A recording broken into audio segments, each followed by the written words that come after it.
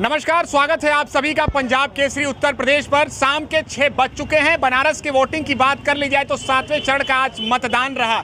लगभग 5 बजे का ये रिपोर्ट है कि 53% वोटिंग हुई है। अब बारी है एग्जिट पोल की, लेकिन सीधे बनारस की जनता से ही हम जान लेते हैं कि क्या बनारस का मिजाज है, वो क्या सोचते हैं। क्या फिर से सीएम योगी आदित्यनाथ यहाँ के कमान संभालने जा रहे हैं या फिर कोई अन्य विकल्प? क्या कहेंगे, क्या मिजाज है इस समय बनारस का? देखिए, बनारस एकदम से भगवामय हो चुका है और भारतीय जनता पार्टी के जो हमारे 8 विधायक यहाँ से बड़े आराम से निकल रहे हैं। और ये जो नाराज़गी की बात आपने कहा है ना, ये विपक्ष का एक मुद्दा बनाया गया कि इनसे लोग नाराज़ हैं, जिससे कि उनकी वोट बढ़ जाए। इन्होंने हर तरीके के विरोधियों ने जो है हर तरीके का हथकंडा अपना अपनाया, लेकिन कहीं कोई काम नहीं किया।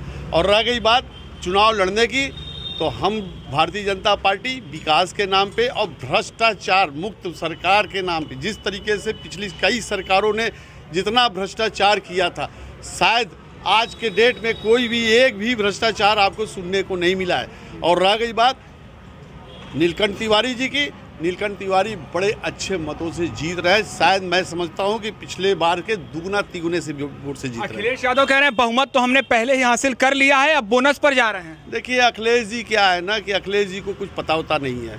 अखिलेश जी का दिमाग खराब हो गया है, विरासत में राजनीति पाए हुए हैं। इसलिए मैं कहूँगा कि उनको जो है ना अभी राजनीति का जो है ना, माननीय अपने पिताजी से कुछ और सीख ले।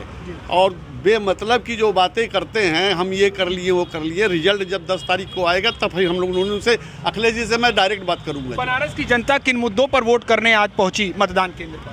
बनारस की जनता मेन जो मुख्य मुद्दा रहा, बनारस एक आध्यात्मिक और एक धार्मिक, एक शैक्षिक शहर है। उसके नाते योगी सरकार ने बहुत काम किया। यहाँ काशी विस्तार डोर हो या काशी शिक्षा के क्षेत्र में काम हुआ, और स्वास्थ्य की दृष्टि से बहुत काम हुआ। यहाँ एम्स बन गया, ये हमारे काशी हिंदू विश्वविद्यालय में सारी जगह अस्पतालों का विकास हुआ। इन सारे, और गरीबों को निःशुल्क कोरोना काल में भोजन मिला। 80 करोड़ आदमियों को, हिंदू माने यूपी में 15 करोड़ आदमियों को 2 महीने में 2 बार उनको उन्होंने भोजन की व्यवस्था की। शिक्षा जगत में व्यवस्था की, हर दृष्टि से हर वर्ग को उन्होंने संतुष्ट किया। इसलिए वो योगी सरकार को ही भविष्य में। युवा मतदाता भी हमारे साथ जुड़े हैं, आज वोट किया। वर्ग को उन्होंने संतुष्ट किया, इसलिए वो योगी सरकार को ही भविष्य में। युवा मतदाता भी हमारे साथ जुड़े हैं, आज वोट किया। फर्स्ट टाइम है कि इससे पहले भी कर चुके हैं? नहीं, इससे पहले भी किया। अच्छा, क्या सोचकर आज वोट किया? एक तस्वीर बड़ा वायरल हो रही है, प्रयागराज से वो वायरल हो रही है, जहां पर रेलवे स्टेशन पर ट्रेनों में बड़े बच्चे आ रहे हैं और जौनपुर और गाजीपुर में उन्होंने कहा जा रहा है कि वो सत्ता के खिलाफ वोट करने वाले, ऐसी बातें हैं? नहीं, ऐसा कुछ नहीं है। ये सब केवल स्टूडेंट के, कुछ विरोधी स्टूडेंट हैं, उनके खिलाफ भड़काया जा रहा है स्टूडेंट्स को। और गवर्नमेंट आने वाले फ्यूचर में बहुत बढ़िया प्लेसमेंट निकालने वाली है। काम किया है, आपको लगता है? काम तो बहुत हुआ है। काम के लिए कोई सरकार से कोई नाराज़गी नहीं है, काम बहुत हुआ है। केवल कोरोना की वजह से कुछ है जो स्टूडेंट लोग के रुक गया है, लेकिन ऐसा कुछ नहीं है। बनारस बदला है, तस्वीर बदली है बनारस की। बनारस में बहुत कुछ बदला है, बहुत कुछ बदला है। कुछ और लोगों से जानेंगे। सरदार जी हमारे साथ जुड़े हैं, हम उनसे बात करेंगे। क्या मिजाज बनारस का इस बार? बनारस के मिजाज पूरा भगवा हुए है। अच्छा। और जम के वोटिंग हुई है। यहाँ तक कि मुस्लिम महिलाओं ने वोटिंग किया भाजपा को, और इतना जम के वोटिंग किया, गोपनीय वोटिंग किया है कि उनको पति तक नहीं मालूम हुआ कि वोटिंग कहाँ दी है। अच्छा। ये है। और रही विकास की बात, विकास सुन लीजिए आप। पिताजी ने रामनगर पुल का शिलान्यास किया, बुआ जी ने थोड़ा सा बनाया, बेटे ने आया उसको थोड़ा बनाए और छोड़ दिए। माननीय योगी 17 में आए, 6 महीने में पुल बना के रामनगर को दे दिया। रामनगर की जनता आज उससे खुश है, लेकिन उनको 25 किलोमीटर दूर लगाना पड़ता था, पूरा घूम के आना पड़ता था, BHU आना पड़ता था, पर आज वो आधे किलोमीटर में पार करते हैं। तो ये विकास किया योगी जी ने। कॉरिडोर देख लीजिए, कितना अच्छा काम किया उन्होंने।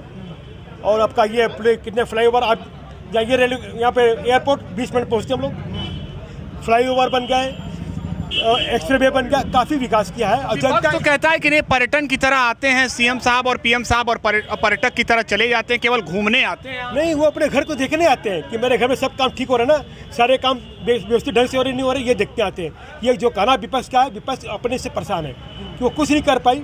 कोरोना काल में एक भी विपक्ष के लोग दिखाई नहीं दिए। तो राज तिलक किसका होने जा रहा है? आज तक योगी जी का एकदम तय है। एकदम 22 में भी होंगे, 27 में योगी जी होंगे। 22 में योगी और 27 में भी योगी योगी जी। जी। देखिए बड़ा ऐलान कर रहे हैं अखिलेश यादव, तो कह रहे हैं 400 हम ला रहे हैं। वो 400 से 500 में लेके आ रहे थे, 500 में 400 सीट लेके आ गए थे। अब समझ लीजिए आप। अखिलेश जी मुंगेरी लाल के हसीन सपने देख रहे हैं, उनकी बात में कोई दम नहीं है।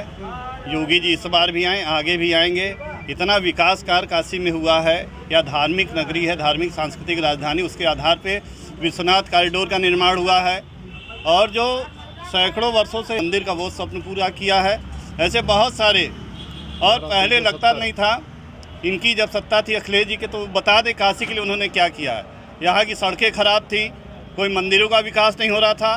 काशी का जिस हिसाब से जिस स्तर पे विकास होना चाहिए था, किसी सरकार ने नहीं किया है। और मोदी जी योगी जी ने मिलकर काशी को काशी के स्तर पे मंदिर का चर्चा हो रहा है, तो काशी विश्वनाथ धाम का हम चर्चा करेंगे। 13 दिसंबर को लोकार्पण हुआ, लाखों श्रद्धालु आने लगे, लेकिन उस मंदिर से जुड़ा एक पहलू और भी रखा गया कि कुछ लोगों की नाराजगी आई अंदर सामने कि मंदिर जो पुराना प्राचीन हमारा धरोहर था उससे छेड़छाड़ किया गया है। देखिए बात तो मैं आपकी बातों पे ही आ रहा हूँ कि छेड़छाड़ तो देखिए हुआ है, लेकिन बेहतर उससे हुआ है। और जिस मंदिर को छेड़ा गया है उसको बल्कि उसकी स्वरूप को और अच्छा बना दिया गया है। यदि जिसको न दिखा हो जाकर के कॉरिडोर में जाकर के देख ले कि अद्भुत चीज़ जो हम लोग अपने सपने में भी नहीं सोच सकते थे कि ऐसा हो सकता है। कोई छेड़छाड़ नहीं हुआ है। जिस मंदिर को छेड़ा गया है शायद उससे बेहतर उसको बनाया गया है। मंदिर जाकर के देखिए। और काशी बहुत बड़ी धरोहर है। एक समझ लीजिए कि कहीं कोई डेवलपमेंट होता है तो थोड़ा बहुत इधर का उधर करना पड़ता है, ये हमारी मजबूरी है। हमारे लेआउट पे वो चीज़ें कहीं ना कहीं उसको व्यवस्थित किया गया है। ऐसा कहीं कुछ नहीं है कि जो मंदिर के मूर्ति को हटा दिया गया, फेंक दिया गया। ये गलत है, विरोधियों का ये साजिश है। इससे जनता भी सब समझ रही है। इसी के नाम पे हम लोगों ने वोटिंग दिया, राष्ट्रवाद के नाम पे, देश हित के नाम पे, प्रदेश हित के नाम पे हम लोगों ने वोट दिया। दक्षिणी विधानसभा में ही मंदिर आता है और मंदिर को लेकर कई बातें कही। आप भी कुछ कहना चाह रहे थे, लेकिन उसी में मैं अपना सवाल जोड़ता हूं कि बाबा विश्वनाथ का आशीर्वाद किसको मिलेगा? अखिलेश यादव भी पहुंचे, प्रियंका गांधी भी पहुंची और सीएम योगी आदित्यनाथ और पीएम साहब तो पहुंचते। ये कालनेमी के रूप हैं। पूर्व में कभी दर्शन करने नहीं आए, कभी गंगा स्नान नहीं करते थे। जब इन्हें हिंदू समाज का एक वोट चाहिए, जब हिंदू समाज एकजुट हो गया है, इसलिए कालनेमी बन के दर्शन कर रहे हैं। मंदिरों से, माँ गंगा से इनका कोई लेना देना नहीं है। पूर्व का इनका इतिहास रहा है। पूर्व में कभी आए हो, दर्शन किए हो तो आप बता दीजिए। मोदी योगी जी द्वारा किए गए कामों को ये भुनाना चाहते हैं, इसलिए। चलिए, बहुत धन्यवाद आप सभी लोगों का हमारे साथ बातचीत के लिए। तो ये है बनारस की जनता और इनका साफ कहना है कि जो विकास करेगा बनारस में उसका उनको साथ मिलेगा, उनको आशीर्वाद मिलेगा। वैसे अब नजर रहेगी 10 मार्च पर कि किसका होने जा रहा है राज तिलक। वाराणसी से पंजाब केसरी उत्तर प्रदेश के लिए निशांत चतुर्वेदी।